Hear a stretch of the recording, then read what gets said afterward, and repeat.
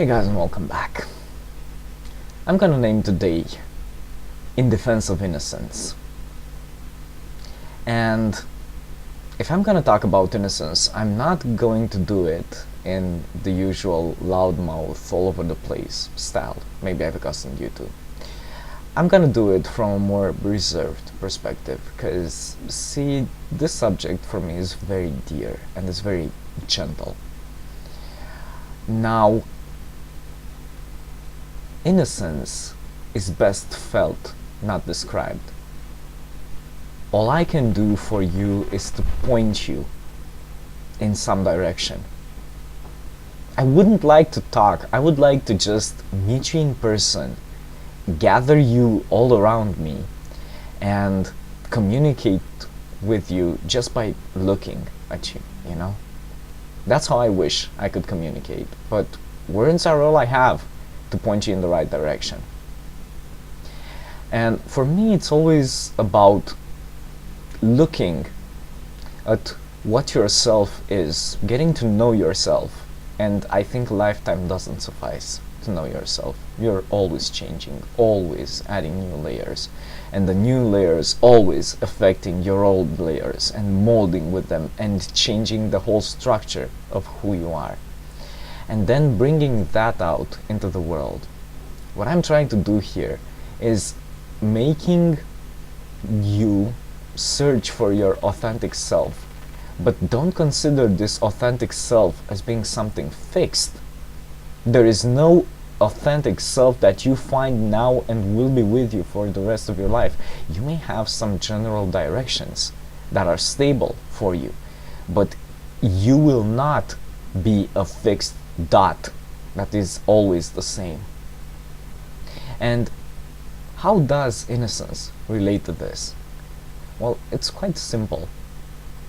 As you were a kid, you had within you the divine spark, the divine seed that would later grow in the magnificent tree you are right now. I know I'm talking metaphorically, but try to bear with me, try to imagine, because you can't talk about innocence in a literal way. You can't. What would innocence in a literal sense mean?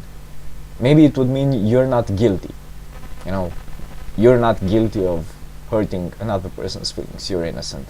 But I'm talking about a more deeply felt innocence, about that kind of innocence that strikes you to the core. That kind of innocence that you can only reach when you're so deep within yourself and you're so quiet and you're not worrying about money or about the day of tomorrow or about what anybody else thinks, not your mom, not your dad, not your loved one, not your kids, not anybody.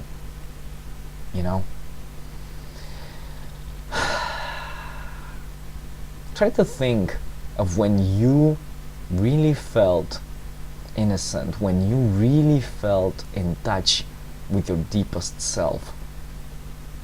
Because I bet it wasn't in a moment when you were loud or when you were all over the place. And don't get me wrong, I love getting loud.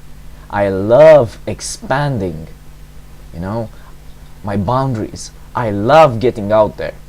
But I also need to come in. I also need to not retreat, but look into the deepest part of my soul and see my innocence and see my core.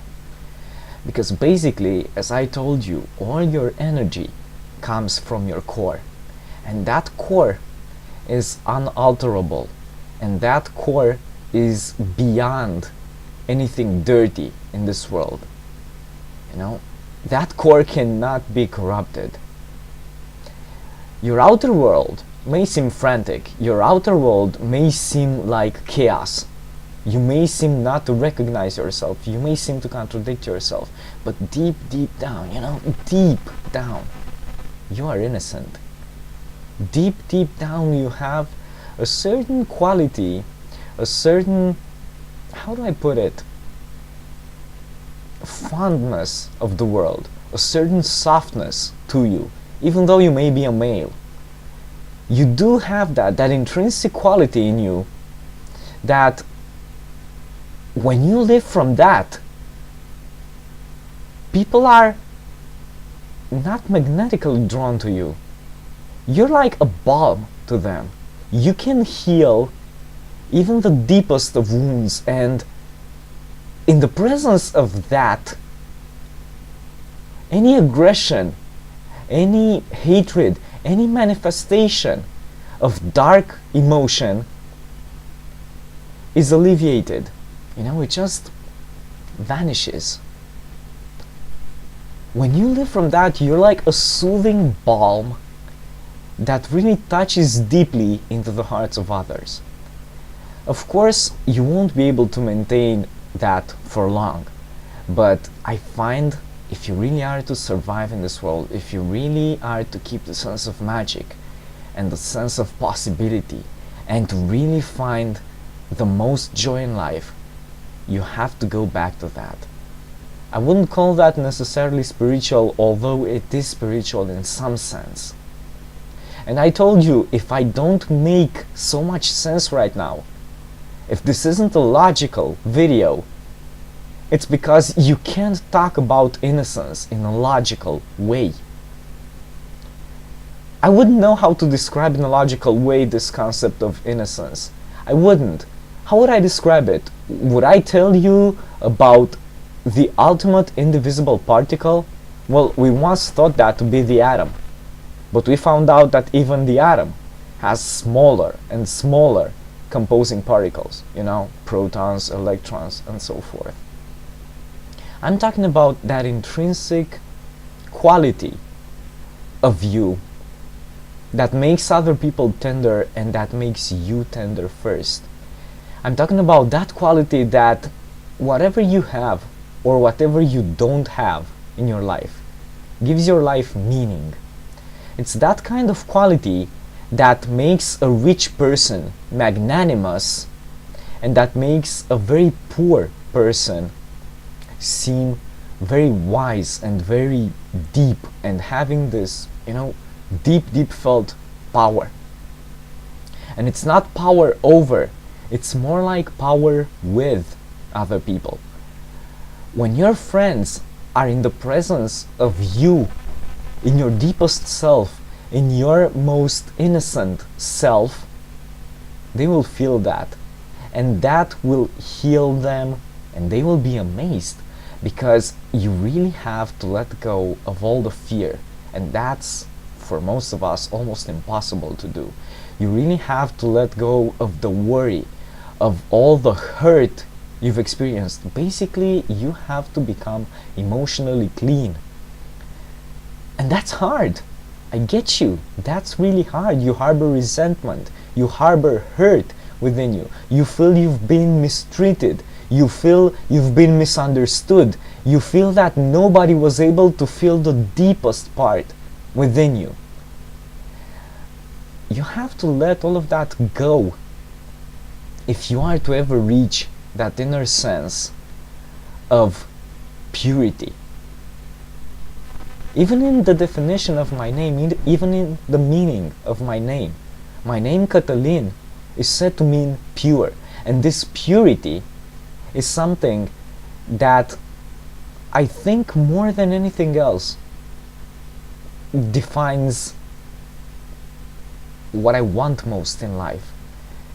Of course, anything I gain will be infused with this quality, but I could have all the love in the world, I could have all the money in the world, I could have all the friends and all the fame in the world. If I lost my sense of purity, and trust me, none of your likes, none of your praises, and nothing would make sense to me. But of course, I wouldn't want just to feel that purity and have nothing. Of course, I want friendship. Of course, I want to be loved. Of course, I want money to be able to sustain my desires. But all infused with that sense of purity.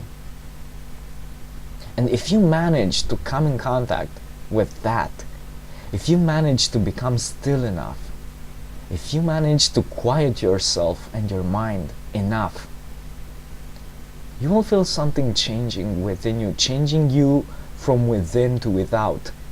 And if you manage to be in contact with that, you will marvel at how your life changes. The world will still remain the same, but the eyes through which you see the world will be really, really changed. And trust me, when your heart is at peace and when your mind is at peace, from that do the best ideas flow. From that does inspiration flow. From that does money flow. From that does joy and enthusiasm and going all over the place flow. See, today I stood still. Today maybe I didn't talk with the same extroverted enthusiasm. But tell me, did you feel passion behind my words? Did you? Because I did. Because I felt in contact with the deepest part within me, and that spoke through me to you today.